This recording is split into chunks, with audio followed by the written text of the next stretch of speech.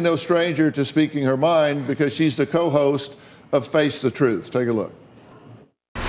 Attorney and advocate, Areva Martin. You put your hands around her neck, and where I sit as a lawyer, that's a form of domestic violence. You don't have to be a victim. You can stand up for yourself, and not only for yourself, for those two kids.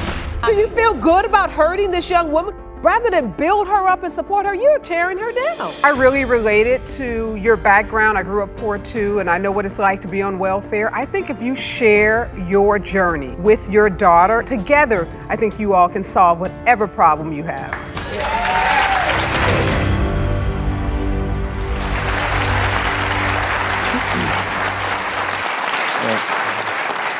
Now, in the interest of full disclosure, I am executive producer of Face the Truth, so I'm not completely objective about that, or Areva Martin, who I absolutely love.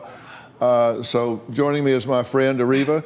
What do you think about this spanking business? We'll talk about that first. You know, Dr. Phil, I've been on the show a lot of times where we've been talking about corporal punishment. I am not in favor of corporal punishment, and spanking, I don't think helps anybody. And I loved when you said, what is going through the mind of a child when the parent that is supposed to love them, protect them, and be their safety net now pulls out a belt and starts just going to town on them. That is such a confusing message. And one of the things I haven't heard anyone on the panels talk about is, what have their kids learned about bullying? Why are these kids bullying?